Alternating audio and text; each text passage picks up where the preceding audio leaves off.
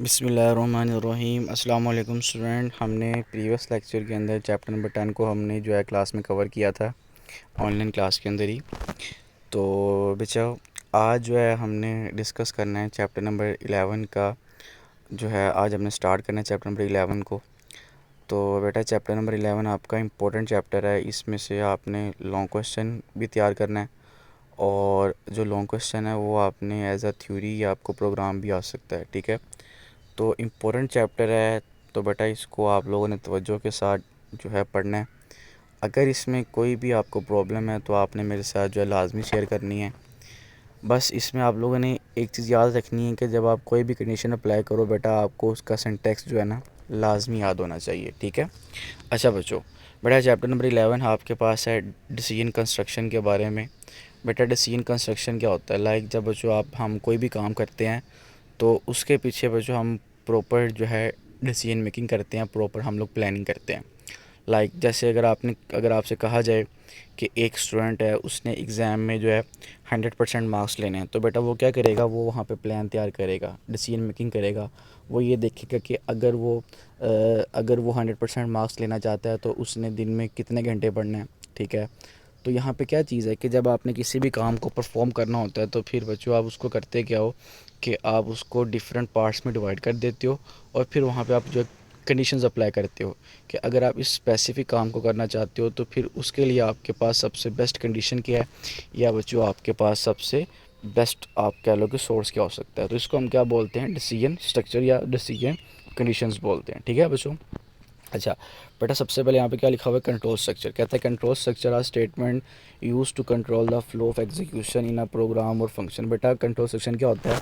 ये आपके पास एक ऐसा स्ट्रक्चर है जो आपके प्रोग्राम का कंट्रोल करता है। लाइक ये आपको ये बताता है कि जो आप अपने प्रोग्राम में multiple statement, printf functions, scanf functions, या अगर आप यूज़र डिफाइंड फंक्शन भी अगर आपने क्रिएट किया है तो वहाँ उनको कंट्रोल करने के लिए कि उनको आपने कितनी मरतबा एग्जीक्यूट करना है, या कितनी मरतबा आपने कोई भी चीज़ स्क्रीन पे प्रिंट करनी है, या उसको आपने प्रिंट कब करना है। तो इस तरह से जब हमने अपने प्रोग्राम को स्पेसिफिक कंडीशन के साथ जब बच्चों में इसको कंट्रोल करना होता है तो उस वक्त हम किसका यूज़ करते हैं? कंट्रोल स्ट्रक्चर का। कह रहा है कि the C control structure enable us to group individual instruction into a single logical unit with one entry point and one exit point. बेटा, एक पहले से क्या होगा कि पहले कंट्रोल स्ट्रक्चर से हम लोग क्या करेंगे? हम लोग कंडीशन में एंटर होंगे। जब हमारी कंडीशन ट्रू होगी तो हमारा वो कोड चलेगा, और उसके बाद हम लोग क्या करेंगे? एग्जिट हो जाएंगे। एक तो पॉइंट ये है। दूसरा पॉइंट क्या है कि अगर आप अपनी फर्स्ट कंडीशन देख रहे हो बेटा, अगर आपकी वही कंडीशन क्या है, फॉल्स हो जाती है, तो आप वहाँ से एग्जिट करके आप फर्दर जो है अगले पार्ट की तरफ चले जाओगे। ठीक है। जैसे अगर आप सिंपल देखो, अगर आप लोग जो है एक एक सिंगल जो आप कह लो कि लाइन में हो, तो बेटा लाइन के टॉप से आप क्या हुए? लाइन में एंटर हो गए। ठीक है। और लास्ट से आप क्या हो गया? आप उसी लाइन से निकल गए। ठीक है। तो इसी तरह यहाँ पे क्या है कि जब आप कोई भी स्टेटमेंट पे, जब आप कोई भी फंक्शन पे कोई भी स्पेसिफिक कंडीशन अप्लाई करते हो तो उसमें क्या होता है कि वहाँ पे कंडीशन की मदद से आप उस कंडीशन में एंटर होते हो। अगर वो कंडीशन आपकी ट्रू होती है और अगर वो कंडीशन आपकी फॉल्स होती है तो देन बच्चों आप वहाँ से एंटर कर जाते आप सॉरी वहाँ से एग्जिट कर जाते हो। ठीक है बच्चों। अच्छा जी, कहता है कि program instruction can be organize into three kinds of control structure to control execution, flow, sequence selection and repetition. But अब कंट्रोल स्ट्रक्चर हमारे पास तीन तरह के होते हैं। सबसे पहले हम ये देखते हैं कि हम अपनी मल्टीपल फंक्शन को किस तरह से सीक्वेंस के अंदर हम उसको एग्जीक्यूट कर सकते हैं। लाइक हमने किस स्टेटमेंट को प्रिंट करना है उसको जो हम क्या बोलेंगे? सिलेक्शन। और हम लोग यहाँ पे ये देख सकते हैं कि हम लोग बार बार कौन से स्टेटमेंट को, जैसे अगर कहा जाए कि आप एक सिंपल प्रोग्राम लिखें जिसमें आपने पाकिस्तान जो है जिंदाबाद को आपने प्रिंट करना है 1000 टाइम। तो बेटा ये क्या है कि ये एक ही जो वर्ड है पाकिस्तान जिंदाबाद, या जो आपके पास एक ही सेंटेंस है पाकिस्तान जिंदाबाद, जिसको आपने जो 100 टाइम प्रिंट करना है, तो यहाँ पे क्या होगा कि एक काम को बार बार करने के लिए हम वहाँ पे क्या करेंगे? वहाँ पे हम लोग कंट्रोल रेपिटेशन का यूज़ करते हैं। उससे क्या होता है कि हम लोग एक कंडीशन के ज़रिए अपनी जो है कंडीशन को वेरीफाई करते हैं, उसको हम वहाँ पे जो है डिफ़ाइन करते हैं। बेटा वही काम जो है हमारा बार बार परफॉर्म होता है, जैसे कि हमने लूप के अंदर पढ़ा हुआ है। ठीक है। अच्छा जी, कहता है कि आल प्रोग्राम वेदर सिंपल और complex use these control structure to implement the program logic. बेटा कंट्रोल स्ट्रक्चर करते हैं ये आपके प्रोग्राम की लॉजिक के ज़रिए जो है बताते हैं कि आप जो है एक टाइम पे कितने स्टेटमेंट को या कौन से स्टेटमेंट को आप स्पेसिफिक टाइम पे एग्जीक्यूट कर सकते हो। ठीक है। अच्छा बेटा अगर आप देखो ना, तो जब आपकी एक अगर जैसे ये आपके सामने बेटा एक जो है सिंपल सिंटैक्स लिखा हुआ है, जब बच्चों आपके एक कंट्रोल स्ट्रक्चर के अंदर या एक कंडीशन के अंदर जब बच्चों आपके मल्टीपल जो कंडीशन आ जाए उसको हम क्या बोलते हैं, कंपाउंड स्टेटमेंट। बेटा ये आपका इंपॉर्टेंट शॉर्ट क्वेश्चन है, इसको आपने लाजमी याद रखना है। कहता है कि compound statement refer to a group of statement enclose in opening and closing brackets such as. बेटा जैसे हम ओपन ब्रैकेट से लेके क्लोज ब्रैकेट तक हम लोग अगर एक ही कंडीशन में अगर बच्चों हम लोग मल्टीपल स्टेटमेंट को ऐड करते हैं तो उसको हम क्या बोलेंगे, कंपाउंड स्टेटमेंट। ठीक है। अच्छा बच्चों, अब बच्चों अगर हम लोग आगे चलें तो इसी तरह आपके पास जो है सिलेक्शन स्टेटमेंट आपके पास दो होती हैं, एक होता है इफ़ एल्स और स्विच है। ठीक है बेटा, इफ़ एल्स ये आपकी कंडीशंस के ऊपर डिपेंड करती है कि अगर तो आपकी कंडीशन ट्रू है तो फिर हम उसको कितनी मरतबा जो है ना, अगर आपकी कंडीशन इफ़ वाली कंडीशन अगर आपकी ट्रू है तो देन बच्चों आपकी इफ़ कंडीशन एग्जीक्यूट होगी। अगर तो आपकी इफ़ फॉल्स होती है तो देन बच्चों हम किस पे जंप कर जाएंगे, एल्स कंडीशन के ऊपर। ठीक है। अच्छा बच्चों, अब हम बात करते हैं इफ़ स्टेटमेंट की। कहता है if is one of the keyword in C language it is use to select a path flow in a program based on a condition. बेटा इफ़ स्टेटमेंट क्या होती है कि हमारे पास ये सी प्रोग्राम के अंदर जब हमने अपनी किसी भी स्पेसिफिक कोड को या किसी भी स्पेसिफिक कंडीशन को जब बच्चों हमने अब यूज़ करना होता है तो उस जान बच्चों हम किसका यूज़ करते हैं, इफ़ स्टेटमेंट का। ठीक है बेटा, इफ़ में क्या होगा कि अगर तो कंडीशन ट्रू है तो वो प्रेजेंट करता है किसको, वन को, और अगर तो कंडीशन फॉल्स है तो वो किसको रिप्रेजेंट करता है, ज़ीरो को। कहता है कि condition is an expression that either evaluate to true usually represented by 1 or false represented by 0. The result of this evaluation can be assigned to a variable. For example, consider the following program. बेटा ये आपके सामने एक simple programme बना है छोटा सा। सबसे पहले अगर आप देखो तो यहाँ बच्चों हमने दो वेरिएबल डिक्लेयर किए हैं, इंट एज और स्टेटस। प्रिंट एफ में बच्चों हमने जो है मैसेज डिस्प्ले कर दिया कि एंटर दी एज, और स्कैन एफ की वजह से बच्चों हमने एज के अंदर एज वेरिएबल के अंदर बच्चों हमने एज के लिए इनपुट ले ली। ठीक है। अच्छा, अब देखो आप लोग यहाँ पे अगर आप देखो ना तो यहाँ बच्चों आपने कंडीशन अप्लाई कर दी है, स्टेटस इक्वल अगर तो बच्चों एज ग्रेटर देन 60 है, लाइक जो आप एज एंटर करते हो अगर तो बच्चों 60 से ग्रेटर है तो फिर जो आपका स्टेटस प्रिंट क्या होगा, 1 होगा। जैसे आपने एंटर कर दिया 90 तो बच्चों 90 क्या है, 60 से ग्रेटर है ना, तो जब कंडीशन आपकी ट्रू होगी तो बच्चों वो प्रिंट क्या करेगा, 1 को। जैसे कि आपका 70 जो 8 है वो 60 से बड़ा है तो उसने प्रिंट कर दिया 1। लेकिन अगर जो है आप एज एंटर करते हो 60 से कम, जैसे आपने एज एंटर की 45, तो बच्चों फिर कंडीशन क्या हो जाएगी आपकी, फॉल्स हो जाएगी और वो प्रिंट कर देगा 0। तो बेटा सी लैंग्वेज के अंदर ट्रू और फॉल्स का मतलब क्या होता है, 0 1 होता है। ठीक है। कंप्यूटर अगर आप देखो ना तो सी लेवल आपकी एक सिंपल हाई लेवल लैंग्वेज है। तो इसमें क्या है कि जब आप इसमें ट्रू एंड फॉल्स की बात करते हो ना तो वो कंप्यूटर के अंदर एज अ 0 1 के फॉर्मेट में स्टोर होता है, और 0 1 क्या होता है आपका, आप वाला बाइनरी होता है। ठीक है। तो 0 का मतलब होगा आपका फॉल्स कंडीशन, और 1 का बेटा किस चीज़ को रिप्रेजेंट करेगा, ये आपके ट्रू कंडीशन को। ठीक है। अच्छा बच्चों, उसके बाद बच्चों हमारे पास इफ़ स्टेटमेंट का सिंपल सिंटैक्स है। कहते हैं if statement is the simplifiest is simplest form of the scene construct, it allows a statement or a set of statement to be executed conditionally. बेटा यहाँ पे अगर आप देखो तो सबसे पहले हमने इफ़ जो है कीवर्ड लिखा है, फिर स्मॉल ब्रैकेट्स में हमने कंडीशन जो है वेरीफाई करनी है। कंडीशन के साथ बच्चों हमने वहाँ पे जो है मल्टीपल स्टेटमेंट लिख दिया, statement number 1, statement number 2 and statement N. बेटा स्टेटमेंट एन का मतलब क्या है कि जितनी हम लोग वहाँ पे नंबर ऑफ़ स्टेटमेंट हम लोग बच्चों वहाँ पे ऐड करना चाहे हम लोग ईजिली वहाँ पे ऐड कर सकते हैं। ठीक हो गया। अच्छा, अब बच्चों अगर आप देखो तो यही आपके सामने एक इसका सिंपल फ्लो चार्ट बना हुआ है। बेटा सबसे पहले हम लोग किधर जाएंगे, कंडीशन के पास। अगर तो कंडीशन आपकी ट्रू है तो देन बच्चों हम उसके साथ जितनी भी स्टेटमेंट आपकी होंगी उनको बच्चों हम लोग एग्जीक्यूट कर देंगे। लेकिन अगर आपकी वैलिड कंडीशन ट्रू नहीं है, क्या हो जाती है, फॉल्स हो जाती है, तो देन बच्चों हमारा प्रोग्राम क्या हो जाएगा, टर्मिनेट हो जाएगा। ठीक है। ये आपके सामने बच्चों एक सिंपल प्रोग्राम बना हुआ है। जैसे कि आपने बच्चों एक डबल नाम का वेरिएबल जो है इनिशियलाइज़ किया 0 के साथ, फिर आपने उसको जो है स्क्वायर रूट का नाम वेरिएबल आपने इनिशियलाइज़ किया 0 के साथ। फिर बच्चों आपने जो है उस डबल नाम के वेरिएबल में कोई भी नंबर एंटर किया जिसका आपने स्क्वायर रूट निकालना है। तो बच्चों आपने कंडीशन अप्लाई कर दी इफ़ एक्स ग्रेटर देन 0। अगर बच्चों आप नंबर एंटर करते हो 2, तो बेटा 2 क्या है, वो 0 से बड़ा है, तो कंडीशन ट्रू होगी, तो एक्स का जो स्क्वायर रूट है वो काउंट होगा और वो आपके स्क्वायर रूट के वेरिएबल में क्या हो जाएगा, स्टोर हो जाएगा। अगर आप देखो ना बेटा ये जो आपका लिखा हुआ है SQRT स्क्वायर रूट फंक्शन, बेटा ये आपका बिल्ट इन फंक्शन है जो कॉल किधर हो रहा है, बेटा जो कॉल हो रहा है आपकी hash include math dot H आपके जो है लाइब्रेरी फाइल के अंदर। ठीक है। तो इसका मतलब क्या है कि ये जो आपके बिल्ट इन फंक्शन है स्क्वायर रूट, ये क्या करेगा कि ये आपके स्पेसिफिक वेरिएबल का जो है स्क्वायर रूट निकाल के आपको दे देगा। ठीक हो गया। अच्छा जी, उसके बाद बच्चों हम लोग अगर आगे चलें तो उसने इसी चीज़ को यहाँ पे डिफाइन भी किया हुआ है, as the square root of the negative number is the imaginary therefore the program find the square root of a positive number only. In this program we use the math library, this include the definition of square root and many other mathematical function. We shall discuss it later in this book.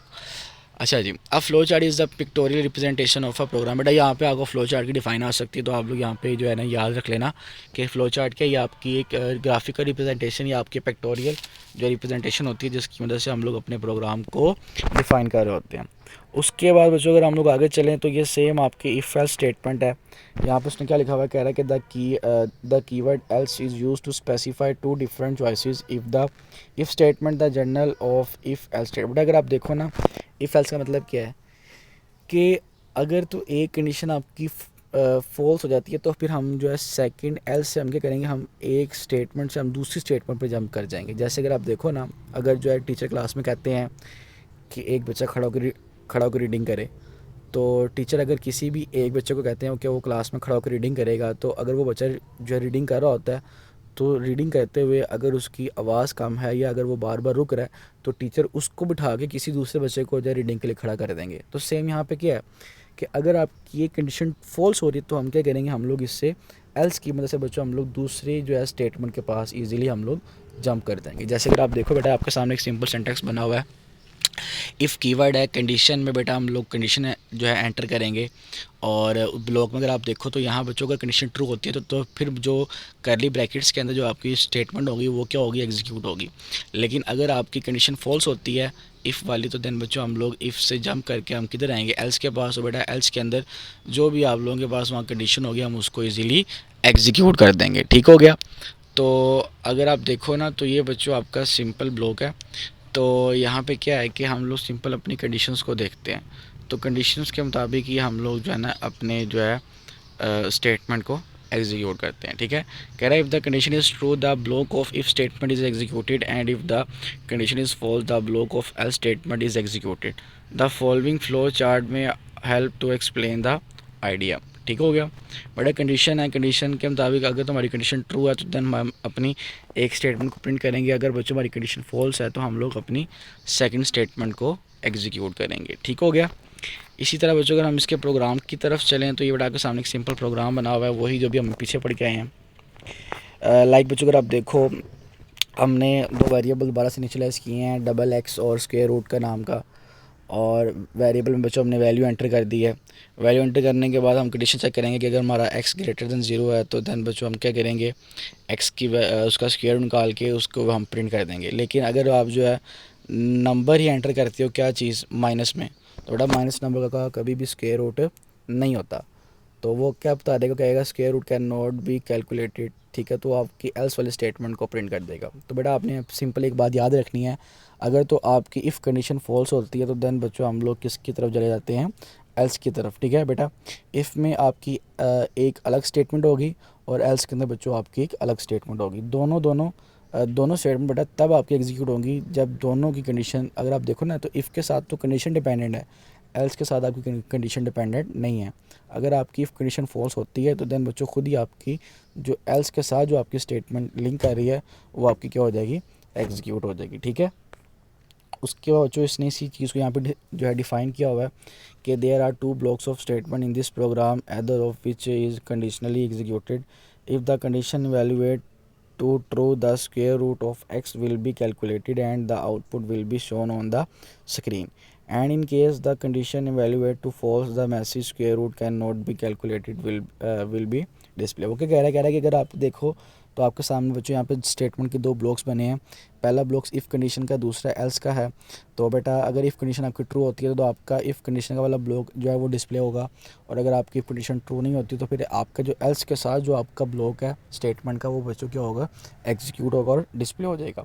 कहता है it is very important to note that the block of if statement is enclose in a bracket and no bracket has been used in the body of else statement. The reason is that we want to execute multiple statement in a case of true condition. बच्चों अगर हम लोग if के साथ जो है अगर हम लोग ब्रैकेट नहीं लगाते, अगर हम लोग एल्स यूज़ करें तो देन बच्चों क्या करेगा, वो एक ही बात कंसिडर करेगा कि आप लोगों ने एक इफ़ के साथ आपने मल्टीपल जो है स्टेटमेंट को एंटर किया हुआ है। तो अगर आप लोग इफ़ एल्स यूज़ करें तो देन बच्चों आपने वहाँ पे करना क्या है कि ब्रैकेट्स को आपने लाजमी अप्लाई करना है, ठीक है।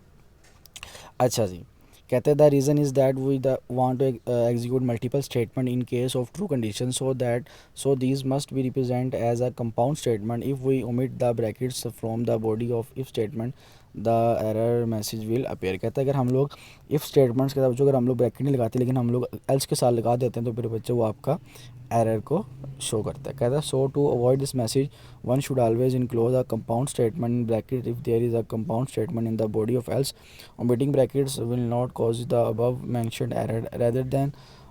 Rather only one statement after the else will be treated as the body of else, and the rest of the statement will always be executed sequentially। But इसमें क्या होता है कि जब हम लोग ब्रैकेट्स की मदद से हम अपनी मल्टीपल स्टेटमेंट को एक जगह पे इनक्लोज कर देते हैं तो वो आपकी क्या बन जाती है, आपकी कंपाउंड स्टेटमेंट बन जाती है, ठीक है बच्चों।